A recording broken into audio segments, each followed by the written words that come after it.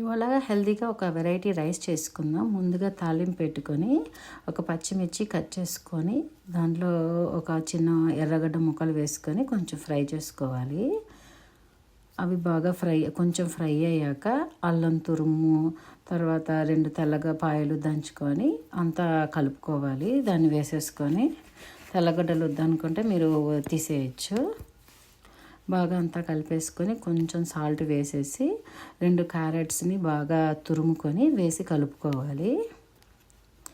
ఇది left over రైస్తో కానీ ఫ్రెష్ రైస్తో అయితే 1 గంట ఆరబెట్టుకుంటే అప్పుడు కొంచెం రైస్ అతుక్కోకుండా ఉంటుంది. ఇది లంచ్ బాక్స్లోకి అయితే చాలా సూపర్గా ఉంటుంది, టేస్ట్ కూడా. నేను ఇక్కడైతే 1 గంట సేపు ఆరబెట్టుకున్న రైస్ని వాడుతున్నాను. అది మొత్తం రైస్ కూడా వేసేసుకొని బాగా కలిపేసుకోవాలి. ఇందాకే ఉప్పు వేసుకున్నాం కాబట్టి సరిపోతుంది, మనం ఇంకా వేసుకోబడలేదు. ఇంకో ప్యాన్లో కొంచెం ఆయిల్ వేసి పల్లీలు, జీడిపప్పు వేసి కొంచెం కరివేపాకు వేసి ఫ్రై చేసుకోవాలి. ఇప్పుడు ఆ పల్లీలు, జీడిపప్పుదంతా ఈ రైస్లో వేసేసుకొని కలిపేసుకోవాలి. ముందు రోజు నైట్ మనం క్యారెట్, ఆనియన్స్ అన్నీ తాలింపు అన్నీ రెడీ చేసి పెట్టుకుంటే మార్నింగ్ లేచినప్పుడు ఓన్లీ రైస్ వేసుకొని కలుపుకుంటే పిల్లలకి లంచ్ బాక్స్లో పెట్టినా కూడా చాలా బాగుంటుంది. దీంట్లో కొంచెం నిమ్మరసం పిండితే ఇంకా టేస్ట్ బాగుంటుంది.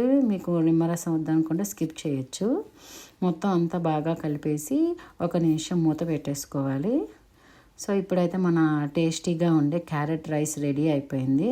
నేనైతే దీన్ని ఒక మంచి పాపడ్తో తింటున్నాను. మీరు కూడా ట్రై చేసి ఎంజాయ్ చేయండి. బాయ్.